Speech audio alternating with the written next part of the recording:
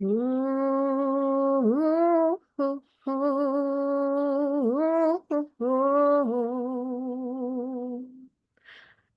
welcome to the SEE Blissfully-Lit podcast. I am Samie, your host. And as always, we have an immaculate guest. Today, I welcome Craig Dunham. Craig is he's a Rolf Method of structural integration practitioner who's been in practice for 18 years.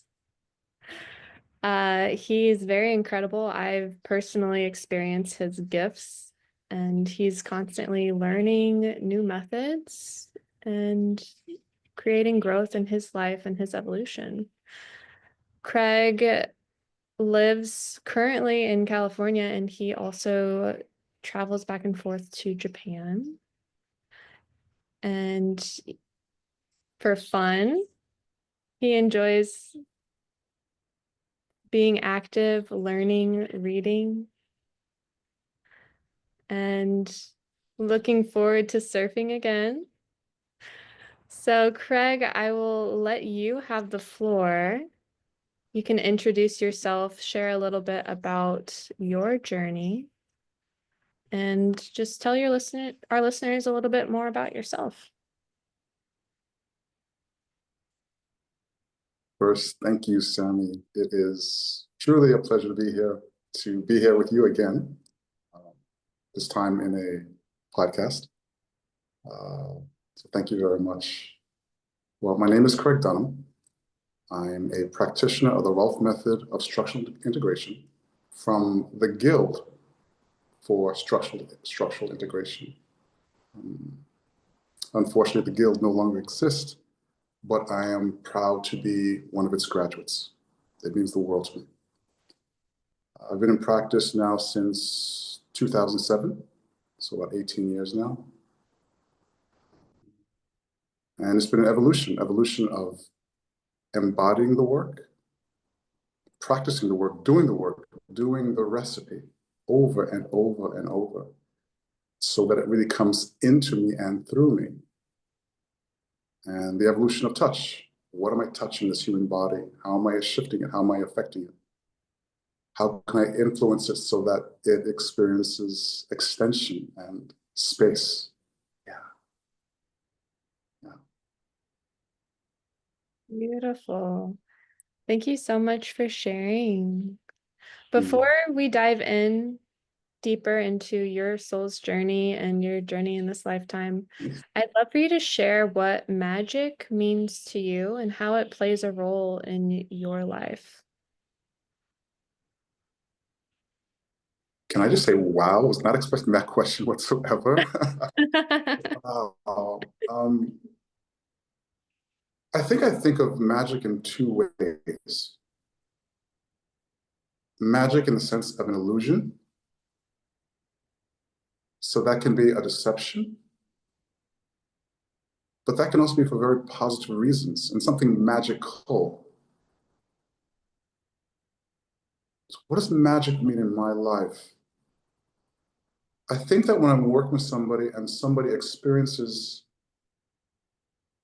a glimpse of their potential that they haven't somehow blocked off to survive, to keep going after an accident, out of necessity, that aha moment when they feel the breath in their body, they feel the space in their body, so the surprise, but not in a negative way, in a positive way of, wow, this is what it feels like to be me. So I think of magic as wonderful surprise, an awakening. Yeah, awakening, becoming aware. Thank you. I understand that meaning from experience, and in all honesty, the work that you do is very incredible. It's in itself, it's a version of helping others and guiding others to their awakening, to that recognition. Well, I think that as my phone was breaking up a bit there, so I apologize for that. I'm honored by that. But I did not create this work. Dr. Ida Rolf did. So I say that all credit goes to her. And I mean that in the sense that if one just does what she says, you will get results. You will get positive results. Yeah. Just do the rest. The challenge for me, and which my teachers put in front of me, was to do it better. And I take that as do my best, keep bettering me. So this work, ironically, is about my own self-improvement. As anyone out there that does any kind of work where they work with somebody, they have to keep working on themselves to be a truly open vessel for the other person to open. So it's a very symbiotic relationship. I may be helping somebody, but I also am helping myself. Yeah. I personally relate to that in practicing pranic healing. And I relate to what you shared about your teacher really taking the credit, because I do simple practices that I learned that my teacher, Grandmaster Choa Koksui, wrote in his books, and he just give us these great instructions, and all we do is do the work to make ourselves better and practice the simple tools that we're given. And in that practice and that helping and guiding others, it does take you to a whole nother level of self expansion and self work and internal growth, external growth. Growth. Yeah. I find it interesting that whoever creates, for example, in your work, how did this person come about that? Who knows? I'm sure there's a story there, but how did this person create this and all that they went through to create it, to shape it, to mold it? And then literally, just as you said, we really just have to do that. For whatever brought each individual to whatever they do, we just have to do that. And then our journey is, again, to do it to our best ability. And some people might make refinements, they might make improvements, they might make shifts, but just keep practicing it over and over and over. Of course, with joy and love, and to the best of your ability. And that can make so many amazing things happen and so many wonderful changes. Yeah, it's truly incredible. Mm. With that note, I would love to hear one form of refinement or one change to the teachings that you utilize in facilitating the work that you do. Well, believe it or not, I don't. I know that as well, our meeting was through a client, friend, fellow practitioner in your work, which has brought us to a linking point of something called TRE, tension trauma releasing exercises. But I actually don't use it in my practice. What I do use, because one, I'm not certified, and two, I'm still exploring. But what I have found is that as I've practiced this thing called TRE, tension trauma releasing exercises, that working with my clients, I started to notice that they themselves start to tremor. Meaning, so to all those that don't know what this is, I'm a Rolf Method practitioner. I'm learning something called TRE, tension and trauma releasing exercises. It's a natural mammalian response to shed trauma and tension that, for the most part, in human beings has been deactivated for social reasons. But in the process of getting back in touch with that, as I free my own body, which is the next big step in myself, Yeah. that it's having a profound effect in my work with my clients, that all of a sudden I'm seeing sometimes you're tremoring. And I'll ask, are you doing that on purpose? Are you moving your body? Or is your body moving itself? So I found that if I'm giving someone a chance to truly discharge tension from their body, it becomes even more empowering. Yeah. Mm. TRE practice is really incredible. I've through our mutual contact, I've also been working with TRE for, I don't know, 4 or 5 months now. And it's significantly impacted my life. It's significantly impacted the work that I do for other people. And like you've said, it's amazing how when you do that work yourself, it affects how you arrive with the client and how the client works through what they're working through. One aspect that I've learned through the teachings of my teacher is, what vibration you give off, you also attract. Mm. And as you work on this response, this trauma response, you begin to give off a more calming energy. And in that, you attract that in your clients. You attract them to also release said trauma and be in a more regulated state. And it is profound to watch. It's profound to witness and to see people moving through it. I saw it in when I first started the TRE work in my yoga students in yoga class. And it's just amazing how it can show up in healing sessions and different coaching sessions and all sorts of reality. I find, just as what you're saying, that since I've been practicing this, so if I look at my steps and my evolution, I can obviously the impact that receiving the work of the Rolf Method had on me. So it's as if there's a shedding going on.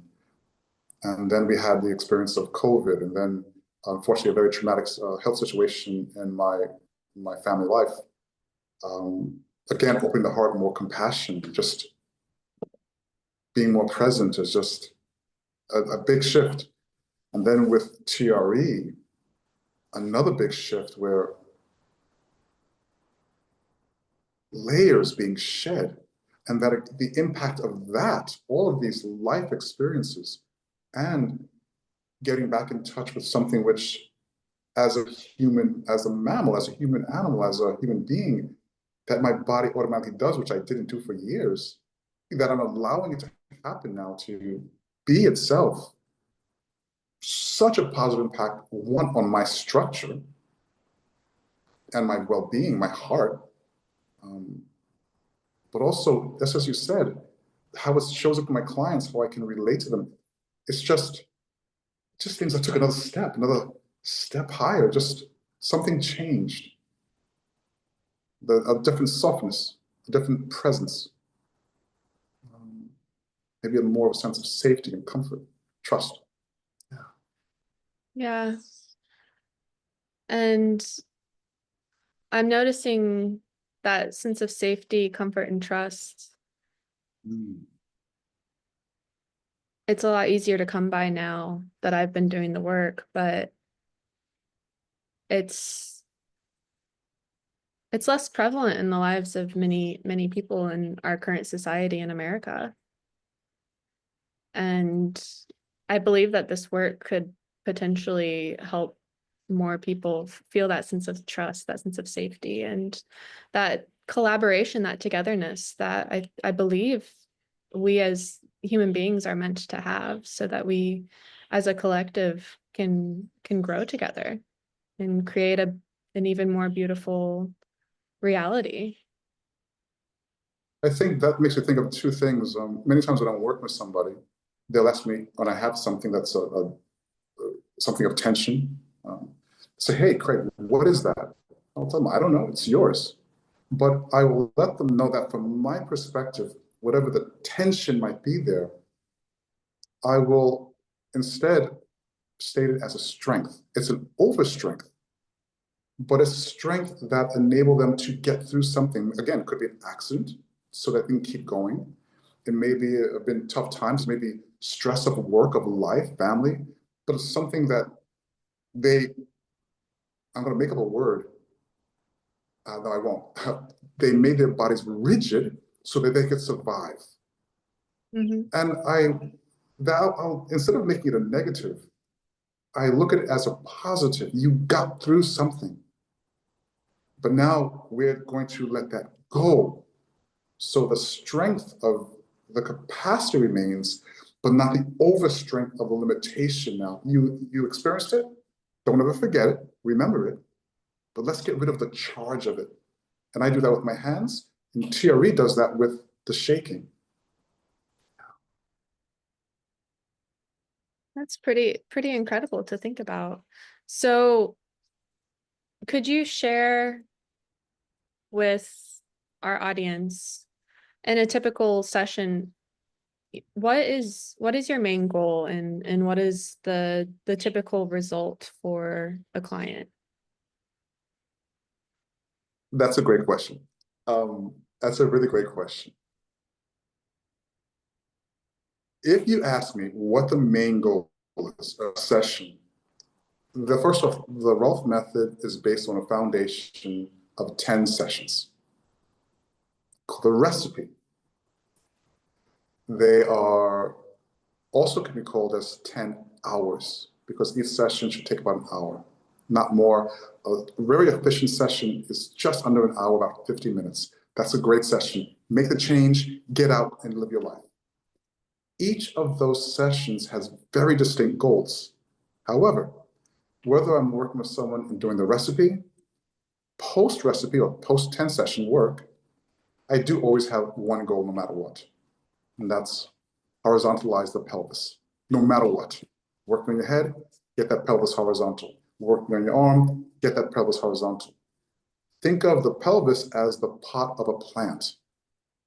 If it's tilted in any kind of way, the tree or the plant to find sun has to twist to come back up to verticality. But if the pot is level, straight up. And I want the human being to grow straight up, straight down, straight up. So each session does have different goals. I think we did 3 sessions. Yes. And that first beautiful session is about increasing vital capacity. Literally speaking, that you can take in more air and you can let that breath go. And of course, horizontalize the pelvis. And there are some other goals as well. I like to think of it as if you saw somebody on the street and they were on the floor, hey, are you okay? The first thing you'll check is, are they breathing? Okay, are they breathing? So I've got to get breath into the body.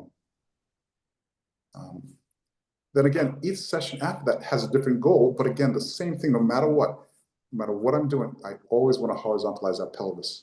Yeah. Amazing. Thank you. Thank you for sharing that. It reminded me of one of my good friends and a yoga teacher that I went to sessions with for years. She always describes the pelvis as a bowl of water in class, and balancing that bowl of water while you're doing these different stretches and keeping that awareness on the pelvis. And you just remind me of that reality. Yeah. And it's all these different types of body work, these therapies work on aligning the body. And sometimes the body can, like you said, endure from different realities that we faced. And when we soften and find the structure, the base structure of the body again, it can be a lot easier to face things in a softer but strong form. And I feel that was a big result of my sessions with you. It's awesome. It's awesome. I think it's very important. Most people want to get the body hard. I want to be hard.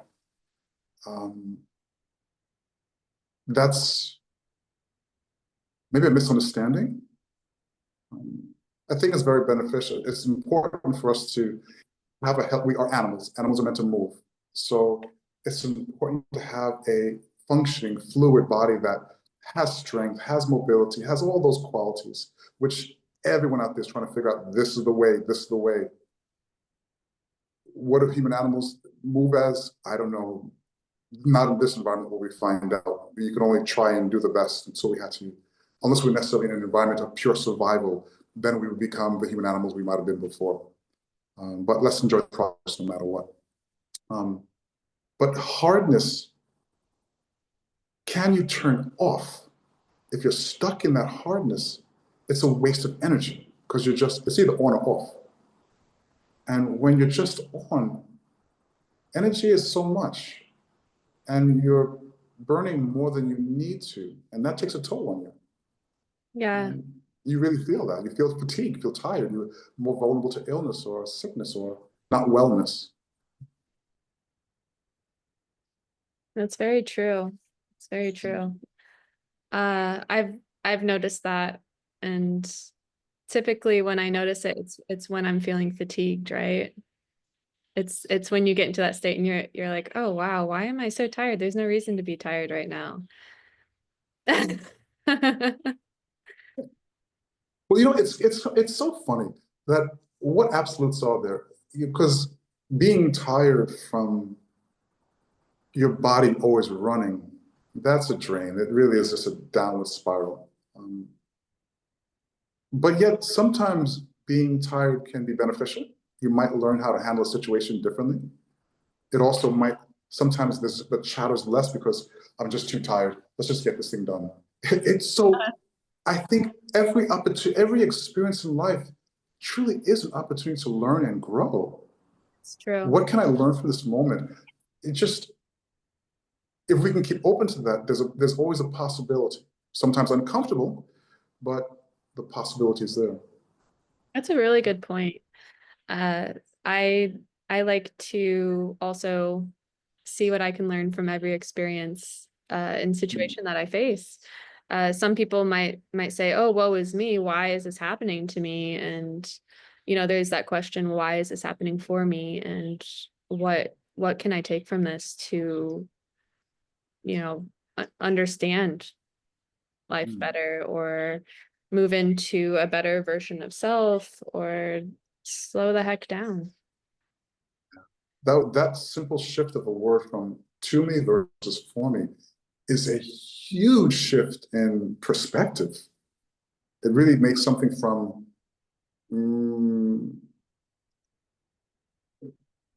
oppressive to potentiality to possibility, like growth. Yeah. Opening You them meant, up to potential realities that maybe it was closed off to before.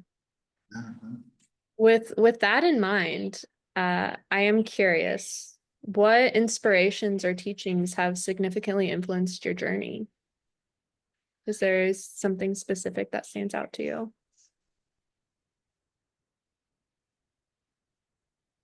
I think of when I say my journey of life as a Rolf Method practitioner. In general, in your life as a practitioner? Well, without a doubt, the Rolf Method, huge impact. I came to it about the age of 40 years old. And literally speaking, if I make this as, where do I start as a starting point for that? There are so many starting points before that which led me to this. Yeah.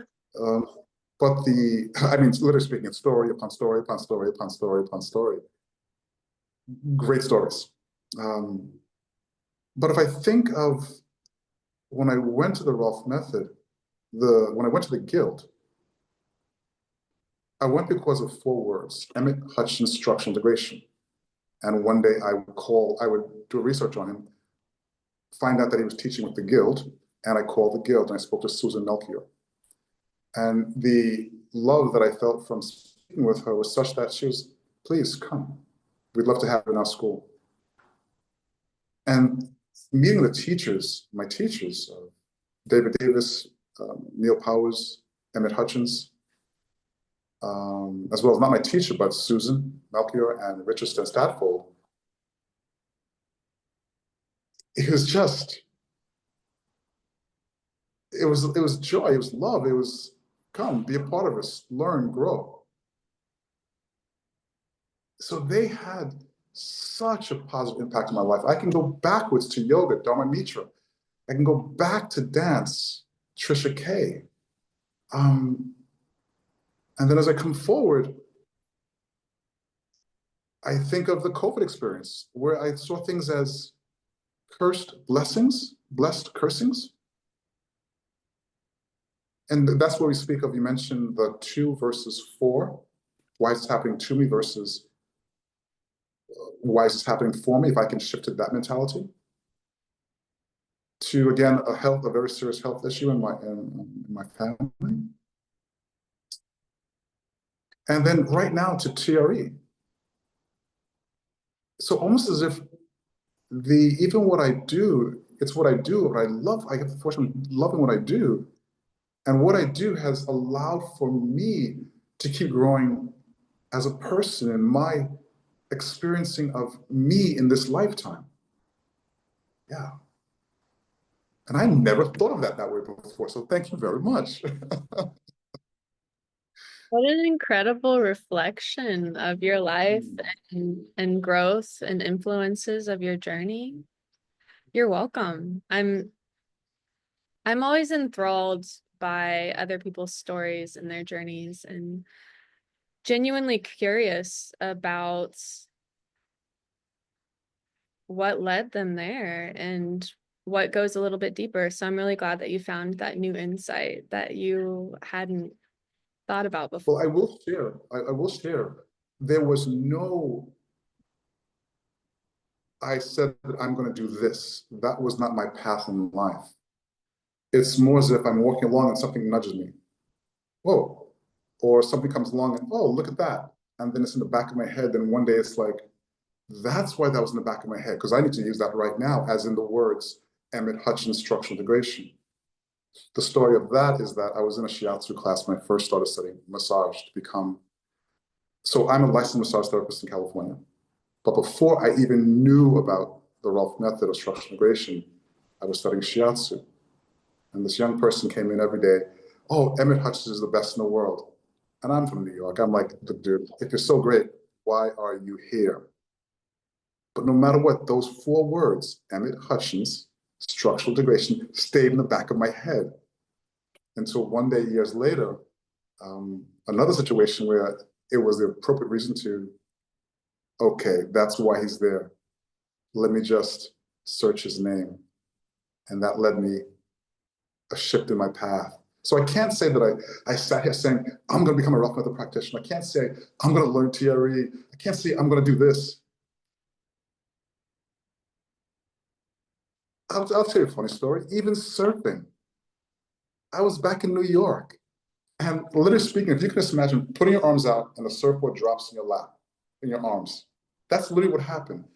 I'm in New York City, in Brooklyn. Someone said, do you want a surfboard? I open my arms and there's a surfboard in my arms. Now I'm trying to learn how to surf. I'm like, what? So to anybody out there that's like, this is what I'm doing, this is the path I'm going, I honor that. That's such a clear vision. I can't say that was mine. Mine was more like walking along, oh, nudge, oh, nudge. But I do value tremendously what I've learned and realize this is my path. Yeah.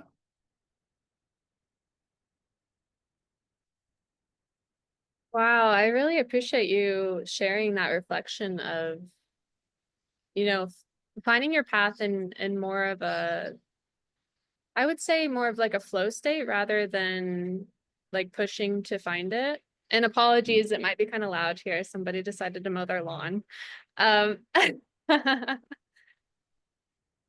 but it's interesting how sometimes we think we need to do something a certain way, but we get these little nudges and they're like, well, actually, you're set to do this and it might go a little bit this way. That, I would say that in my life, that is so true. My wife is very different. When she says this is where she's going, that's where she's going. For myself, it's No, but just, I think that to be accepting of that, of the awareness of, okay, so that is my tendency. That's a reflection of what I do and how I move forward. To be more comfortable with that and not stressed by it, like, oh, I should be doing something else. Trust it, to really trust that and trust myself.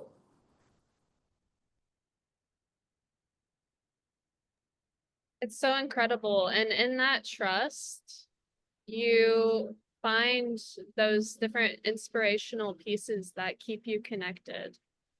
I'm curious, do you have any daily practices or rituals that you find essential for, staying connected, staying inspired, um, keeping yourself aware of those different nudges that come in?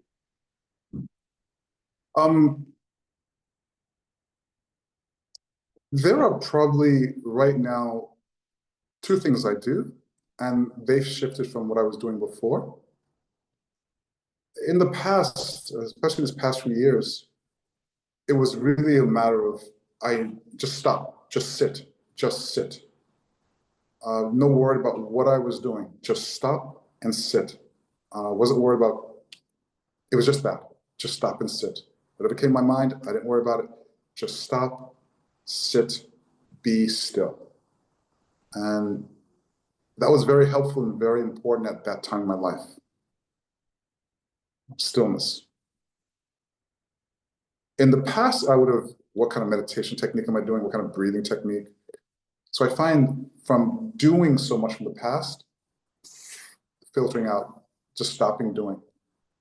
And that was a big shift to go from a certain breathing technique, or breathe a certain way, or breathe for a certain duration. It was just sit. As many times as I could sit any day, just stop and be still. In the past, also exercise in terms of, something more vigorous would have been a part of my life. But even that is past. It became a lot of walking. Currently, there's been a shift again in my own personal life, and that's with the practice of the awareness, the awakening of the tremoring in my body via TRE. So there are people that have been practicing for years. I've had the chance of practicing since December 23 of 2024, just since December last year. And now I find myself pretty much morning and night, just stop, lay down, and let my body tremor. So it's in my path to embodiment, I'm finally getting a chance to just let my body say, stop, let go. I need to let this go. I'm not intervening any kind of way. I'm just letting my body say, hey, I want to get rid of this. So that has even taken precedence of me sitting. So it went from doing something to sitting to now giving my body, you do your thing. I'm out of the way. I might have a time frame, but if I can just let my body do its thing until it's run its course, then I can begin my day or go to sleep or whatever I need to do. So that's been a big shift. And also, Dr. Rolf always said that you can never walk too much. Walking was something she believed in. And so I find myself walking as much as I can these days. I do miss surfing. I want to get back to that. And I do miss playing around with some exercise. But my exercise has changed from what I would have done before to what I find I want and I need at this time in my life. I think it's more of an acceptance of myself instead of trying to change or deform myself, to just let me, this body, be my body and experience it. So TRE, tremoring, and walking is a lot, yeah.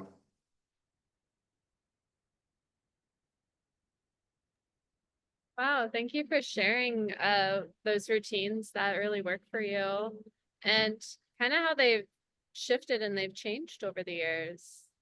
Quite a bit. It's pretty incredible how if you listen to your body can really tell you what it needs at this time versus pushing your body into something that maybe is too much. A lot that when people because I work with the structure of the body, and I'm always trying to integrate the structure.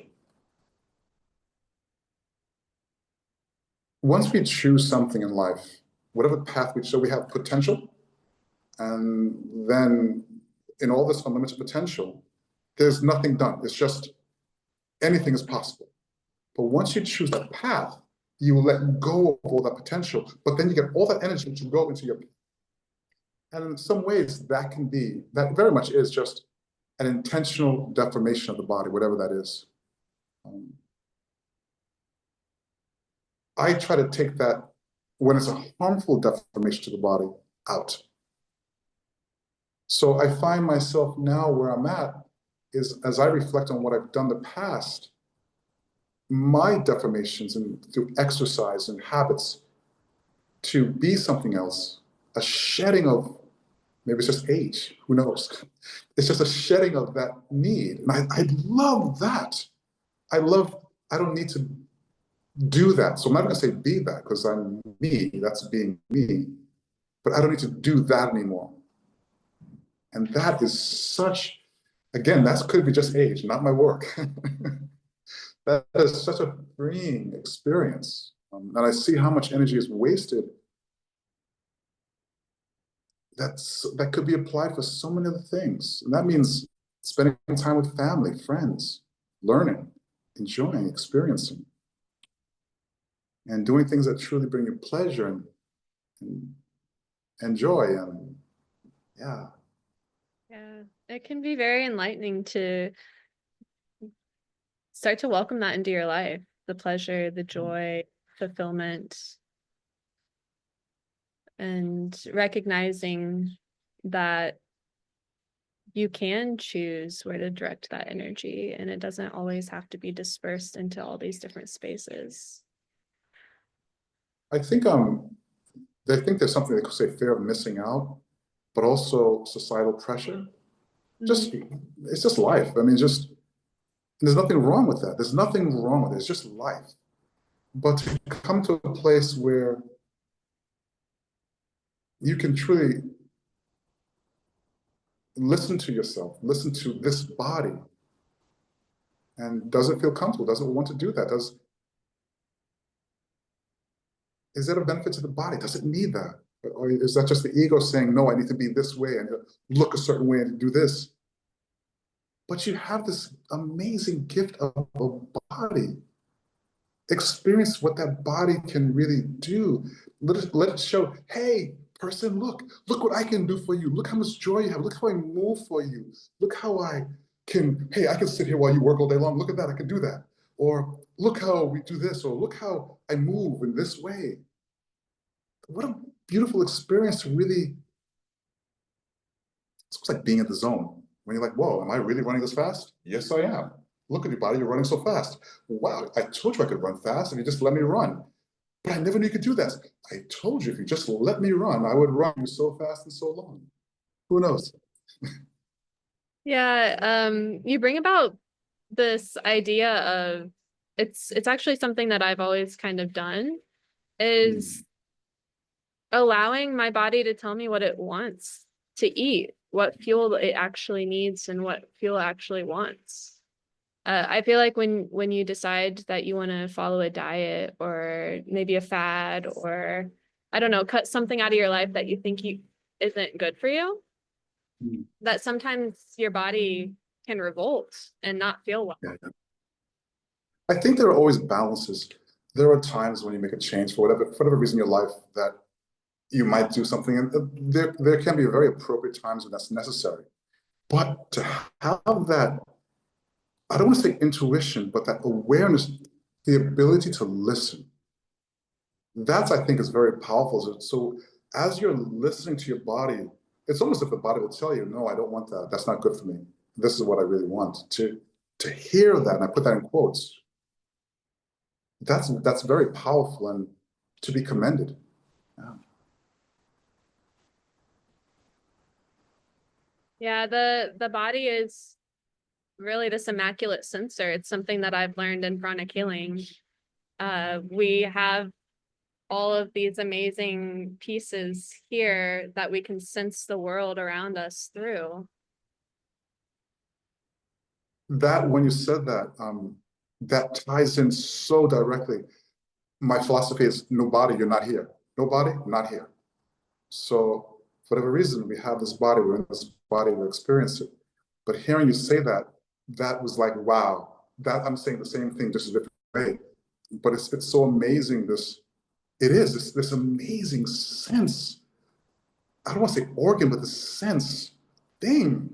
I mean, what is it? It's just, it's a body.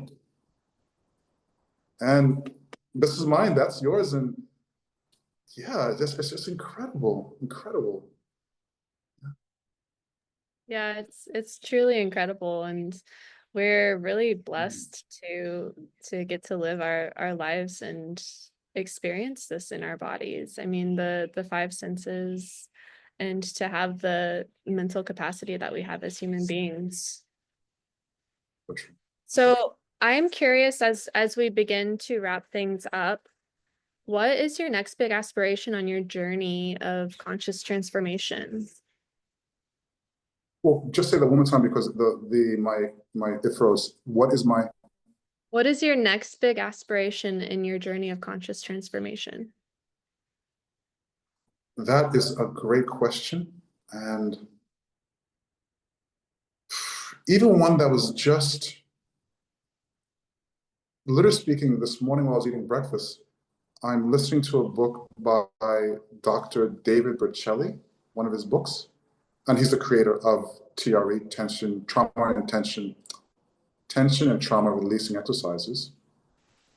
And he was speaking about enlightenment being I'm going to say this wrong, so Dr. Bocelli, I apologize. I just read it, I just listened to it, and I need to listen to it again to get the words in right. But basically, the way I took it was enlightenment as a distraction away from life, this life. It's almost as if trying to be away from here. And that meant a lot when I heard that. He finished it off with something else, but what it comes to is about being embodied. So in the past, I would have said, I want enlightenment, I want awakening. And that's been shifting. And so right now, what I truly want is embodiment. And it matches with everything that I'm going through, what's been happening. It's as if I'm just dumping out all the stuff that I've done before, all these things I did to not be me or to not experience this, to not allow my body to give me its full capacity. I thought, hey, we need this, hey, we need this. And the body was like, no, you just need to let me be myself. So the shift now is to me really being embodied. And yeah. Wow, did I say enough yes just now? I think I can just say mic drop right there. But yeah, it is such a good, solid point. One of my aspirations of this podcast is for people to just be their authentic selves, because I think that we find that flow state, we find the true reality that we are meant to be living in without that pushback, when we are really living in ourselves and allowing the body to live as it is meant to be. And part of that is finding that ease and that awareness, that stillness, that breath, that aliveness. I think that I really, yes. Yes, and yes. Yes. From my past to my life, I know I've had experiences, and very clear ones, of that flow state. I think now what I feel, maybe now I have a chance to get them on a string and pull them together, I'm hoping. So it's not just being a random, it happened here, oh, it happened more at this time in my life. But as I step back and let my body be my body, be itself, to experience just what you're saying, that I can't always say things are easy, but always with awareness. And even when things are challenging, that I can accept, okay, it's challenging, but when I pass that, to be able to let it go, it's past, that it's past, I got through that. Because sometimes we have to dig in, and I can't say that it's always easy, but even when it's challenging, to be present and recognizing, okay, it's challenging, I'm doing this more. But to be that presence, and I think that overall picture becomes a flow. Yeah. You're smiling big time over there. So I'm really enjoying the conversation with you. You're making me like, hold a second, Craig. Who are you? And what makes you you? Oh my gosh. Samie, I don't know. I'm finding out. I think that's this discovery that we're all in this life together finding out. And But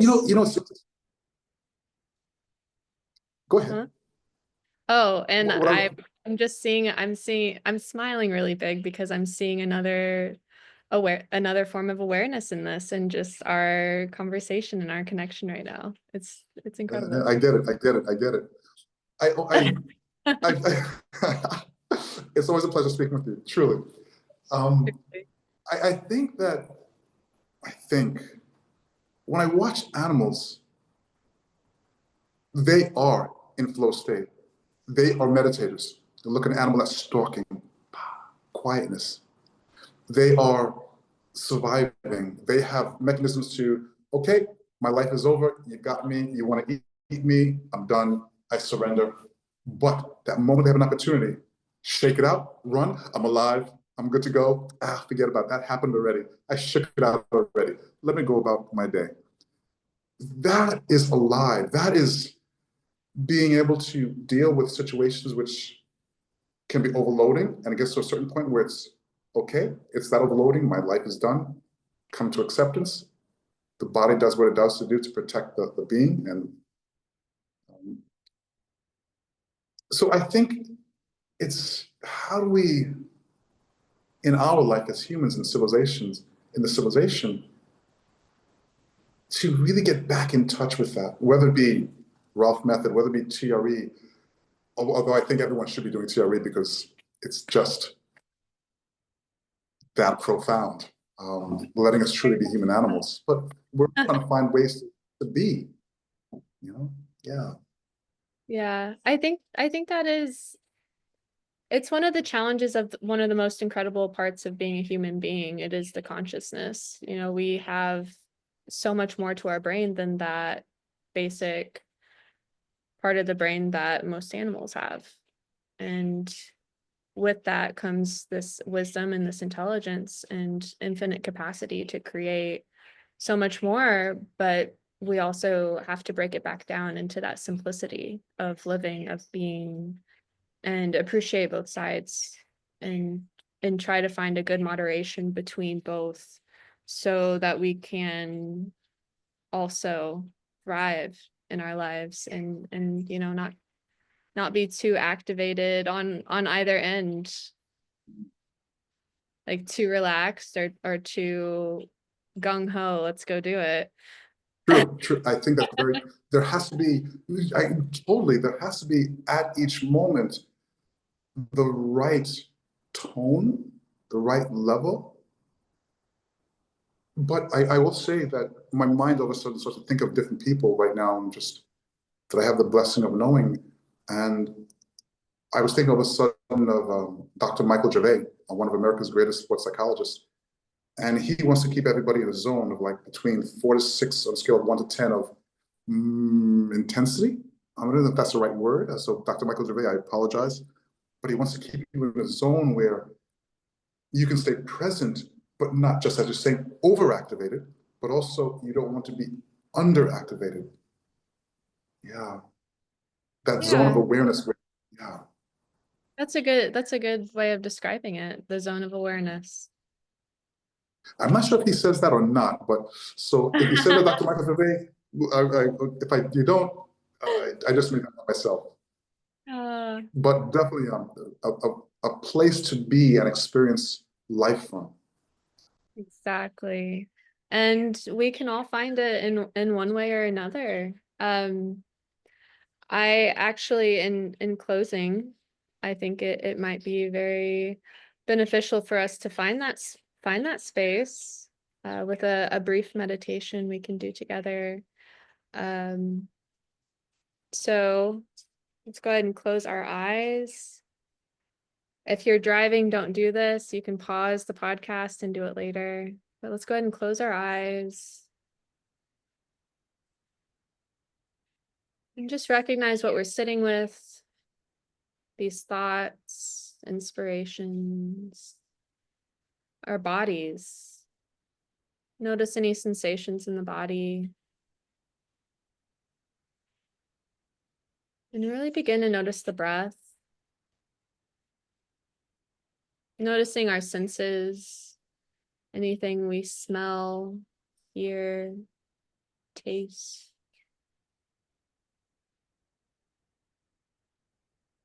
You're touching something, that sensation.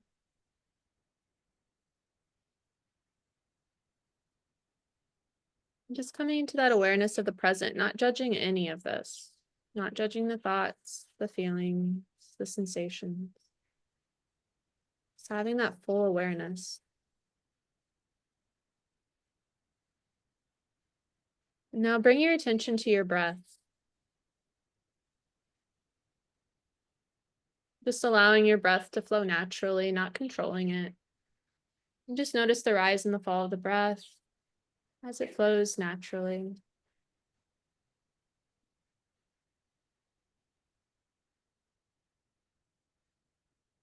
As your eyes remain closed, bring the gaze of the eyes up to the forehead.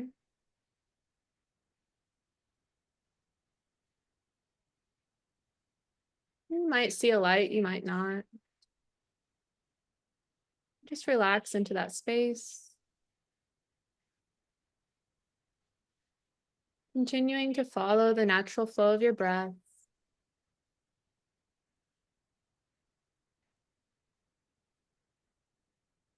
And bring your awareness to the space between each breath. There's almost a pause, a stillness.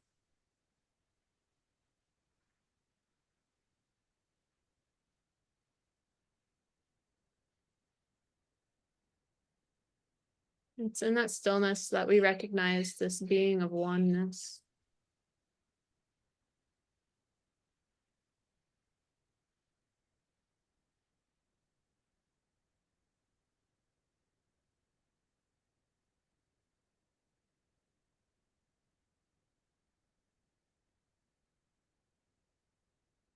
It's within all of your capacities to reach this space at any point in time.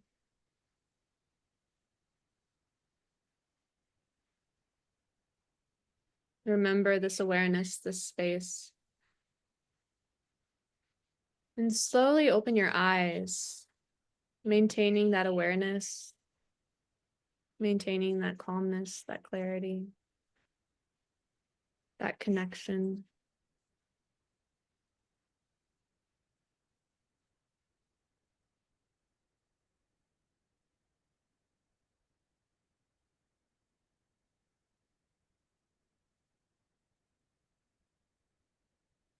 Hello, Craig. Thank you for joining today. It's been such a pleasure. Samie, likewise, a pleasure to speak with you again, to be on your podcast. Thank you very much for this amazing opportunity. Thank you so much. It's been a pleasure and an opportunity to speak with you. Any moment with you is always cherished. I will link you in the description of this podcast if anyone wants to connect with you and potentially work with you at some point in time. Thank you so much for sharing all of your incredible insights. And as always, to all the listeners and to you, Craig, stay blissfully lit. You are an inspiration and a light. That's ditto right back at you. Thank you.